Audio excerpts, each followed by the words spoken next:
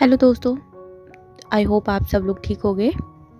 तो आज हम बात करेंगे किन पोचे की सीरीज़ जो आई थी, उसमें जो पीट और बेगस का करैक्टर है वो मोस्ट ऑफ लोगों को काफ़ी पसंद आया है।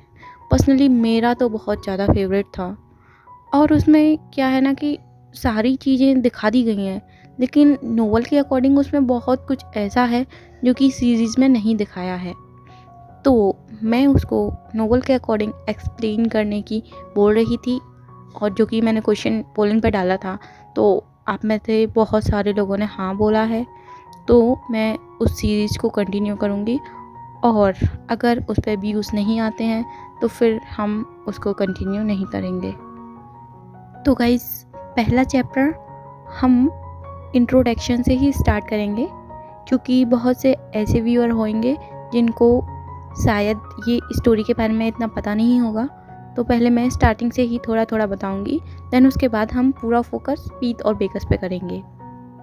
सो गाइस, इसमें हमें दो फैमिली दिखाई जाती हैं, जिसमें से एक फैमिली माइनर फैमिली होती है और एक मेजर फैमिली होती है।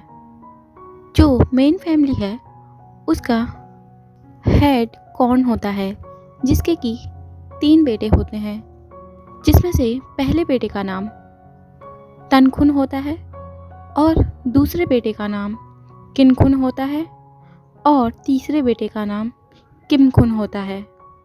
सो गाइस, पीत यहाँ पर तनखुन का बॉडीगार्ड होता है, और तनखुन उसे बहुत ही ज़्यादा प्यार करता था, क्योंकि वो उसका फेवरेट बॉडीगार्ड था। सो गाइस, दूसरी फैमिली होती है माइनर फैमिली, जिसका कि मेन हेड कैंट होता है, जिसके 2 बेटे होते हैं। उसमें से बड़े बेटे का नाम बेगस होता है और छोटे बेटे का नाम मकाओ होता है। मेन फैमिली और माइनर फैमिली के दोनों हेड्स आपस में भाई थे, यानी कि कॉन और कैन दोनों भाई होते हैं। जैसा कि हम लोग जानते हैं, वो दोनों ही माफिया से बिलोंग करते थे। तो हमेशा दोनों भाइयों में बिजनेस और सत्ता को लेकर झगड़ा रहता था, क्योंकि माइनर फैमिली को लगता था कि मेजर फैमिली हमेशा डोमिनेंट रहने की कोशिश करती है। इसीलिए कई सारी चीज़ों को लेकर उनके बीच हमेशा कहासुनी होती रहती थी। मेजर फैमिली में सत्ता किन के हाथ में आने वाली थी कॉर्न के जाने के बाद। तो नॉवल की स्टार्टिंग में हमें दिखाया जाता है कि किन कोई डील करने जाता है जो कि बिजनेस से रिलेटेड होती है, और वो वहाँ पर फंस जाता है और उसके साथ कोई भी बॉडीगार्ड नहीं होता। वो अपनी जान बचाने के लिए वहाँ से भागता है, मगर कुछ गुंडे उसका पीछा करते हैं और वो जाकर एक गली में छुपने की कोशिश करता है। वहाँ पर उसे एक इंसान मिलता है जिससे किन मदद मांगता है, और वो इंसान उसकी मदद करने के लिए तैयार हो जाता है, लेकिन वो शर्त रखता है कि उसे बचाने के लिए वो अगर पैसे देगा तभी वो उसकी मदद करेगा। वो इंसान कोई और नहीं, पोर्च होता है। तो गाइस, पोर्च किन को बचाता है और उसके लिए फ़ाइट करता है। किन उसकी फाइटिंग स्किल्स को देखकर बहुत ज़्यादा खुश हो जाता है और उसको ज़बरदस्ती अपने ग्रुप में शामिल कर लेता है और उसे अपना बॉडीगार्ड बना लेता है। पोर्च का एक भाई था जिसका नाम चे था, पोर्चे। उसके खर्चे उठाने की वजह से मजबूरी में पोर्च को किन का बॉडीगार्ड बनना पड़ता है और वो जॉब एक्सेप्ट कर लेता है। और गाइस, उन दोनों में लव सीन्स दिखाते हैं।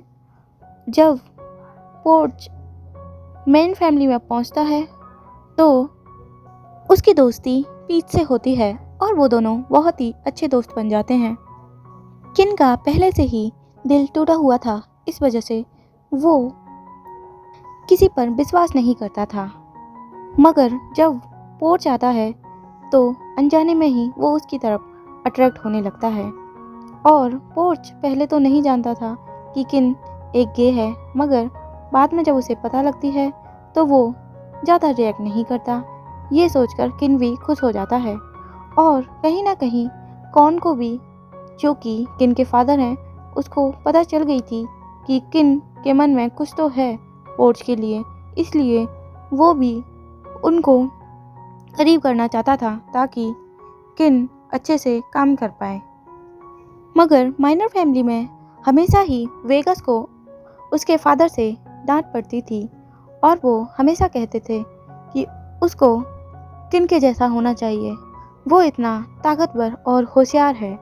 इस वजह से वेगस हमेशा से ही किन से चिढ़ता था, क्योंकि वो कुछ भी कर ले उसके पिता उसे कभी भी अच्छा नहीं बोलते थे। इसी चिढ़ की वजह से वो हमेशा किन से बदला लेना चाहता था और पोर्च वाली बात वेगस समझ गया था।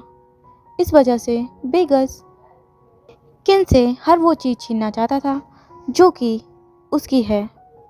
इसीलिए वो पोर्च को किडनैप कर लेता है और उसके साथ रेप करने की कोशिश करता है और वो कई तरह से उसे फंसाने की कोशिश करता है और उसके साथ इंटीमेट होने की कोशिश करता है।